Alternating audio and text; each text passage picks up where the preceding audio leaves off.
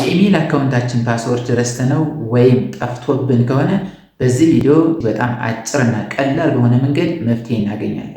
አብዛኛው ሰው የኢሜል አካውንቱን ፓስወርድ ሲረሳ ወይም ሲጠፋበት ይታያል። ይህ የእናንተ ብቻ ሳይሆን የኔም ችግር ነው። ታዲያ እንዴት በቀላል መንገድ ክሬት ማድረግ እንዳለብን በዚህ ቪዲዮ እንመለከታለን። ከእናንተ የሚጠበቀው እስከ መጨረሻው ድረስ መከታተል፣ እንዲሁም ይህንን ቪዲዮ ስትጀምሩ ላይክ፣ ለዚህ ቻናል አዲስ ከሆናችሁ ሰብስክራይብ።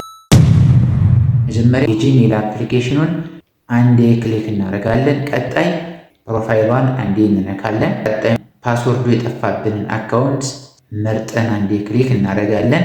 ምናልባት የተለያየ አካውንት ሊኖረን ስለሚችል ቀጣይ የምንሄደው ማናጅ አካውንት ኦን ዚስ ዲቫይስ የሚላል ስር ላይ እሱን አንዴ ክሊክ እናደርግና ጉግል አካውንት የሚል ይመጣል።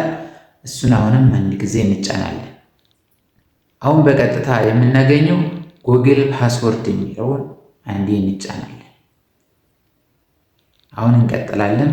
ምን እናደርጋለን? ፓስወርድ አለ።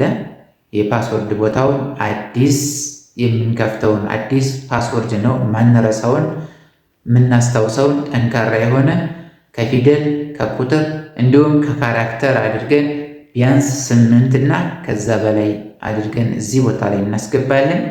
አሁንም እዚህ ቦታ ላይ ያንኑ አሁን ያስገባነውን ፓስወርድ እዚህ ጋር ላይ ደግሞ እናስገባለን።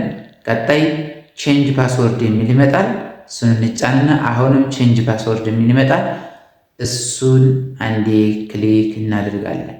ከዚህ በኋላ የአካውንታችንን ፓስወርድ መያዝ እንችላለን። በድጋሚ እንዳንረሳው በጭንቅላታችን ሴቭ አድርገን ማስቀመጥ አሊያም ከምንተማመንበት ማስታወሻ መያዝ ያስፈልጋል። ታዲያ ይሄ መረጃ ጠቃሚ ከሆነ ቪዲዮውን ላይክ እንዲሁም ቻናሉን ሰብስክራይብ እንድታደርጉ እጋብዛችኋለሁኝ። መቻችሁ። ሰላም